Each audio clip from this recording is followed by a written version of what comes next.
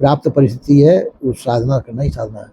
जैसे मैंने उदाहरण सुनाया, जैसे भिक्षा ले आए हम, भिक्षा ले आए, रोटी खाई बची, रख दी। अब जो मैंने दूसरे दिन भिक्षा को नहीं गए, तीसरे दिन चौथे दिन नहीं गए, वो अब किसी दिन भिक्षा को नहीं गए तो सूखी हुई रोटी काम में आ गई, उनको भिगो लिया पानी में और खा लिया।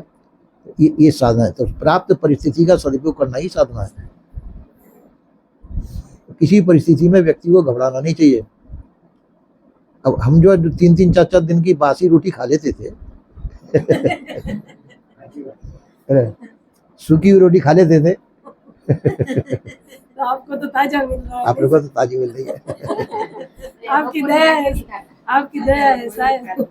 और वृंदावन जैसी जगह में जहाँ जो है कुत्ते जलेबी नहीं खाते ऐसी जगह जहाँ भिक्षा की कोई कमी नहीं, वृंदावन में भिक्षा की कोई कमी नहीं। जब चाहो, जब क्योंकि सुबह 6 बजे से भिक्षा चालू हो जाती है और पहले से, और शाम को कद 6 बजे तक भिक्षा मिलती रहती है, कहीं ना कहीं मिल जाएगी और कोई कमी नहीं। वो तो हमारा आलस है कि नहीं गए, सोचने चलो झोली में रोटी है तो काम आ जाएगी, और फिर चले तो वो रोटी पड़ी नहीं। ध्यान का कितने घंटे करते थे साहब? वो बाद की बात है साहब, आप बताइए तो हम सीखेंगे कि नहीं। वो तुमको तो सिखाते हैं, रोज सिखा रहे हैं। जब समय मिल जाए, जब करो, जब समय मिल जाए जरूर कर लेना चाहिए। तो सर आप बैठ जाते होंगे ध्यान में, तो फिर कब उठते थे? जब थक जाओ उठ जाओ। शरीर थकता है तब उठ जाते कैसे? जब जैसा विचार हो, अपनी शक्ति सामर्थ्य के अनुसार जितना हो सके करना चाहिए।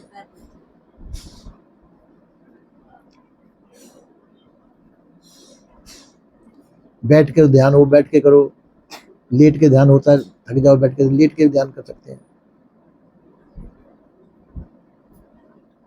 ऐसा कुछ नहीं कि कोई परिस्थिति वैसे, साधना का मतलब हर परिस्थिति का सदुपयोग करना। रूखा सूखा जैसा भी मिलता हो उसको खा करके संतुष्टि कर लेना। ऐसा नहीं सोचना कि हमको ऐसा होना चाहिए कि वैसा होना चाहिए, हमको ऐसा सुख होना चाहिए वैसा रहने, वो व्यक्ति हमको जाने क्या कहता हुआ वो व्यक्ति, ये सोच फिकर दिमाग में नहीं रखनी चाहिए। जाने कौन हमारे विषय में कौन क्या सोचता होगा, ये सब चिंता नहीं करनी चाहिए। सोचता होगा वो उसका विषय है, जिसकी जितनी समझ होगी उतना सोचेगा। अपने को सही सोचना है, संस्कारों के अनुसार अपने को सही सोचना है। एक दफा जैसे मैंने भिक्षा के लिए, मैं नया साधु था, भिक्षा के लिए गया वृंदावन में, वहाँ लाइन लगती है साधुओं की, भिक्षा लेते हैं। तो मैं जो है संकोच मेरे को लग रहा था, भीड़ में कैसे लगूं, कोई क्या कहेगा, अलग खड़ा हो गया मैं। कमंडल तो मेरे हाथ में था पर अलग खड़ा हुआ, लाइन में नहीं लगा मैं। अब वहाँ अखंडानंद जी का आश्रम था, अखंडानंद जी वहाँ जा रहे थे, उनके साथ 10-20 आदमी थे, वो अपने आश्रम में कथा कहने के लिए जा रहे थे। उनकी निगाह मेरे पे पड़ गई। अच्छा, बड़े बड़े संत थे, वे साधु संकोच कर रहा है, वो उन्हीं का क्षेत्र था। अपने ही क्षेत्र में जाकर के हाथ कर दिया उन्होंने, अपने क्षेत्र में, वो हाथ में ही रोटी ले ली उन्होंने, और उस पर दाल सब्जी कुछ ले ली, और खड़े खड़े खाने लग गए। तो आओ महात्मा जी तुम भी ले लो। अब ये शिक्षा उन्होंने, पहली शिक्षा भिक्षा की थी। हाँ, लो महात्मा जी को पहले दो, तो मेरे को भी दिलवा दी उन्होंने कि देखो ऐसे रोटी लेते हैं और ऐसे खाते हैं। फिर मुझे 1-2 और उन्होंने कहा, फिर और भक्तों ने ले लिया उनके हाथ से। हाँ, उन्होंने ये शिक्षा दी कि भिक्षा में संकोच साधु को नहीं करना चाहिए, ऐसे मांग लेना चाहिए और इस तरह से खा लेना चाहिए, पेट भर जाए चल देना चाहिए। तो पहले मैं भी मिट्टी का कप्पा रखता था साथ में, ले लिया दाल सब्जी, उसमें ले हाथ में रोटी ले ली, खड़े खड़े खाया, पेट भर गया, धो करके कप्पा चल दिया। ऐसे कर लेना चाहिए। तो किसी परिस्थिति में घबराना नहीं चाहिए, हर परिस्थिति में प्रसन्न रहना चाहिए। अब वो परिस्थिति हमको बहुत सुख का रखती है। अब तो चिंता फिक्र हमको बहुत है, उसमें कोई चिंता नहीं, कोई फिक्र नहीं।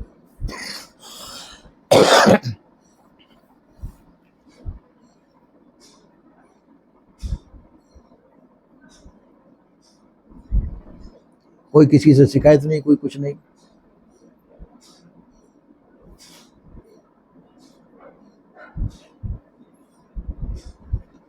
हमारा प्रभाव कैसे अच्छा किसी पे हो सकता है? हम्म? हमारा प्रभाव किसी पे अच्छा हो ना, वो कैसे हो सकता तुम अपना प्रभाव दूसरे पे क्यों डालना चाहो? अपने नहीं रहे। हम अपना प्रभाव दूसरे पे क्यों डालें? हमको सावधान रहना है, मन इंद्रियों पे कंट्रोल रखो और अपना प्रभाव अपने ऊपर ही रखना चाहिए, है ना। अपना प्रभाव अपने प्रभाव अपने ऊपर क्या करें? हमारे अंदर मन है, इंद्रिय है, विभिन्न प्रकार के उपद्रव मचाते हैं, उनको कंट्रोल में करना। चित्त, बुद्धि, मन, अहंकार, चार अंतःकरण है, इंद्रियां हैं, अपने इंद्रियां अलग अलग अपना अपना रस चाहती हैं, इनके ऊपर कंट्रोल करना। तन के ऊपर और मन के ऊपर अपनों को कंट्रोल करना चाहिए, तन के ऊपर और मन के ऊपर कंट्रोल करना चाहिए। ये अपना प्रभाव अपने ऊपर डालना चाहिए। अपने प्रभाव से इन इंद्रियों को और पूरे शरीर को संयमित रखना, ये अपना प्रभाव। दूसरे के ऊपर अपना प्रभाव डालने का क्या फायदा है? हम दूसरे को ऊपर अपना प्रभाव डालें, उससे अपन को क्या फायदा है? अपना प्रभाव अपने ऊपर डाल करके अपने को संयमित करना, अपने ज्ञानेंद्रिय कर्म इंद्रियों को बस में रखना, मन के ऊपर अपना काबू रखना, ये अपने प्रभाव। तो त्याग वैराग्य के द्वारा मन के ऊपर काबू होता है। दृढ़ अभ्यास, दृढ़ वैराग्य, इसके द्वारा अपने ऊपर कंट्रोल होता है। सो कर लेना चाहिए और दूसरे पे अपने को डालने से कोई फायदा नहीं।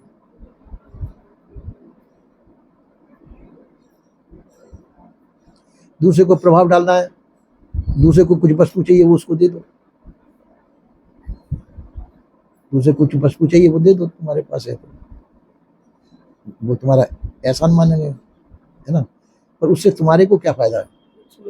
ठीक है, दे दो, है तो दे दो, कोई बात नहीं, तुम्हारे पास है तो दूसरे को आवश्यकता है तो दे दो, पर उसके ऊपर वो प्रभाव, वो तो तुम्हारा एहसान मान लेगा। उस एहसान मानने से तुमको तो कोई फायदा है नहीं। तो ऐसा नहीं सोचना चाहिए कि मेरा प्रभाव दूसरे ऊपर गिरे। अपने संयम के लिए हम अपने ऊपर अपना प्रभाव डालें, मन इंद्रियों पर अपना कंट्रोल करें और दूसरे से हम प्रभावित नहीं हो। सबसे बड़ी चीज है, दूसरे से हम प्रभावित नहीं होना चाहिए। दूसरा व्यक्ति कितना क्या है, चाहे ईश्वर हो, परमात्मा हो, मन जैसा सुना गया है, ईश्वर परमात्मा है नहीं, जैसा सुना जाता है कि ऐसे ईश्वर परमात्मा, कोई भी प्रभावशाली व्यक्ति हो, अपने आप को उनसे कम नहीं आंकना चाहिए, क्योंकि अपना प्रारब्ध अपने साथ है। प्रारब्ध तुम्हारे साथ है, प्रारब्ध के अंदर तुमको सब कुछ मिलेगा, प्रारब्ध से अधिक तुमको मिलने वाला नहीं है। तो अपन क्यों पराधीन हो किसी के साथ? इस प्रकार से जो अपने को अपने आप में सीमित रखना चाहिए, संयमित रहना चाहिए, मन इंद्रियों पे विजय करना चाहिए।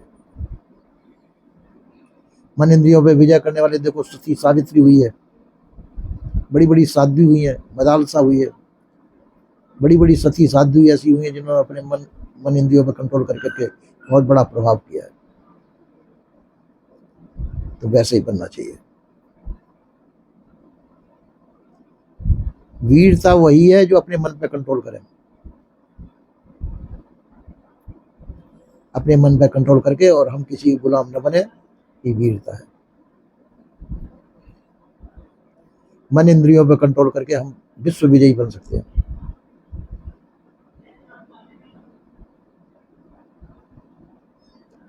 मन इंद्रियों पे कंट्रोल न करके तो संसार तुम्हारे ऊपर हैवी होगा, हम संसार के गुलाम बन जाएंगे।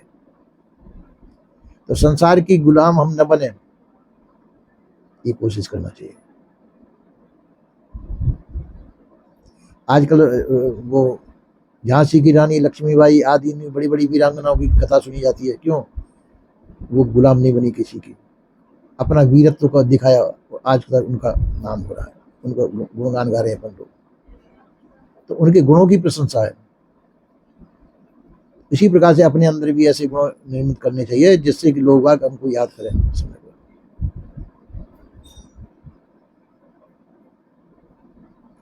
दूसरे का प्रभाव हमारे ऊपर न गिरे, हमारा प्रभाव दूसरे पर गिरना चाहिए।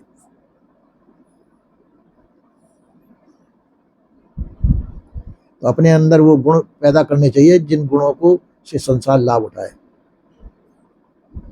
अपने अंदर वो गुण पैदा करने चाहिए जिन गुणों के द्वारा संसार लाभ उठाता हो, संसार प्रभावित होना चाहिए, वो गुण अपने अंदर होने चाहिए।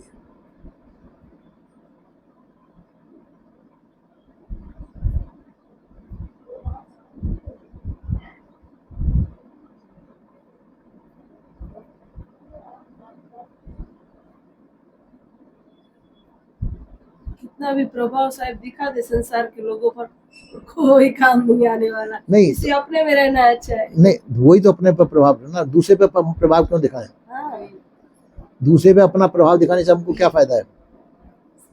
अपने आप को अपने काबू में रखना, हम किसी दूसरे के प्रभाव में ना आए, अपने आप में संयमित रहें। किसी के पास अच्छा सुंदर मकान है, किसी के पास अच्छा गाड़ियां हैं, किसी के पास अच्छा वैभव है, उससे हम प्रभावित क्यों हों? सही बात। उसके प्रारब्ध के अनुसार वो उसके पास मौजूद है, उसके पास है। तो हमारे प्रारब्ध के अनुसार हमारे पास आएगा। तो दूसरे को देख करके हम दूसरे से क्यों प्रभावित हों? सही बात है। हमें रोटी नसीब होगी तो हम सबकी रोटी ही पाएंगे, इसमें खुश है। सूखी रोटी का पेट भर जाता है बस। बस, और क्या चाहिए। अपने प्रारब्ध के अनुसार अपने को जो प्रारब्ध में है हाँ, वैसा अपने को मिलेगा, उसमें खुश रहना चाहिए।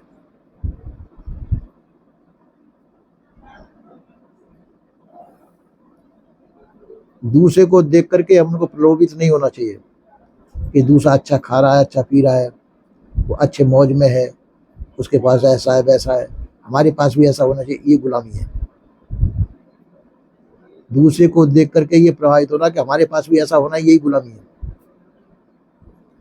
हमको हमारी परिस्थिति के अंदर खुश रहना है, जो हमारे पास मौजूद है, हमारे प्रारब्ध के अंदर मौजूद है, उसमें ही हम प्रसन्न रहें, उसमें खुश रहें।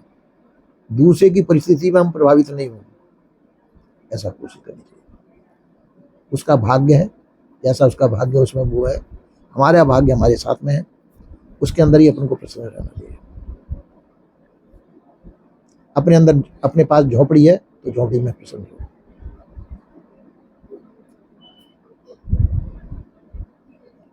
सती सावित्री जिस समय गई है, अपने राजमहलों को छोड़ करके गई है। सत्यवान को उसने अपनी इच्छा से स्वीकार किया, वो झोपड़ी में रहता था, राजमहलों को छोड़ा उसने। पिता ने समझाया, सबने समझाया, नारद जी ने समझाया कि बेटी तुम राजकुमारी हो, इसके सत्यवान के साथ में कैसे ये लकड़हारा है, लकड़ी काट करके अपना पेट भरता है। उसने कहा मेरे भाग्य मेरे साथ। तो उसने सत्यवान के साथ में विवाह किया, वहाँ रह करके खुद भी जाती थी सत्यवान के साथ में लकड़ी काटने के लिए, राजकुमारी होकर के। अपने ऊपर कितना संयम किया उसने। ये नहीं देखा कि मैं राजकुमारी हूँ, मैं कहते मैं इस लकड़हारे के साथ में कैसे शादी करूँ, ये नहीं सोचा उसने। तो इसलिए अपने परिस्थिति से अपन को समझौता करना चाहिए। जैसी भी परिस्थिति हो, हर परिस्थिति में हमको प्रसन्न रहना चाहिए। उसमें क्यों, वो हमारी परिस्थिति है, दूसरे की परिस्थिति हमारी परिस्थिति नहीं है।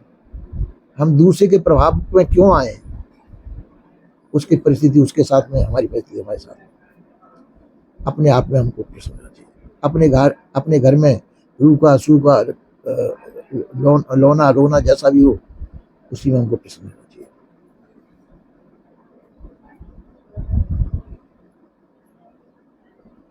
जो अपने अंदर संयमित रहता है वही विश्व विजयी होता है।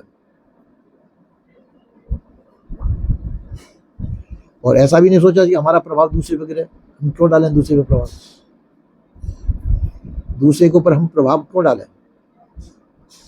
हमारा प्रभाव हमारे ऊपर ही रहना चाहिए। अपना प्रभाव अपने ऊपर रख करके हम दूसरे को प्रभावित न करें। दूसरा प्रभावित अपना भी होगा या नहीं होगा, अपन को क्या लेना देना उससे।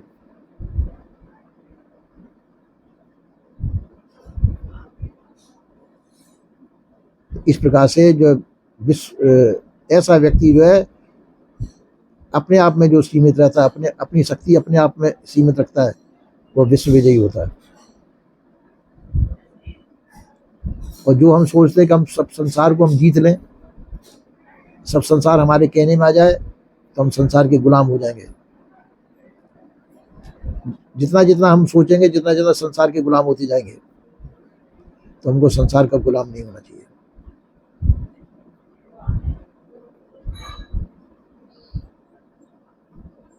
देश काल वस्तु परिस्थिति का गुलाम नहीं होना चाहिए।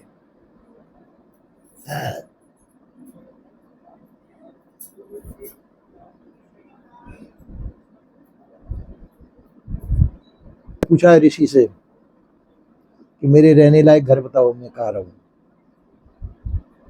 तो ऋषि ने कहिए, जाय न चाहिए कबहू कछु, तुम सन सहज सनेह, बसो निरंतर तास और सो रावर निज गे।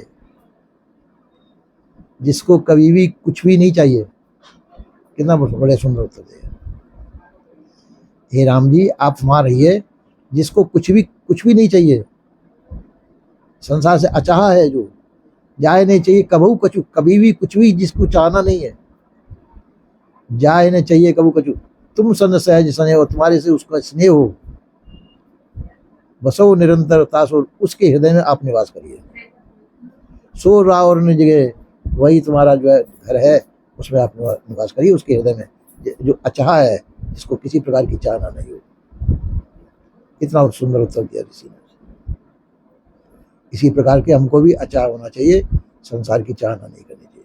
जो संसार की चाहना करता है वो संसार का गुलाम होता है।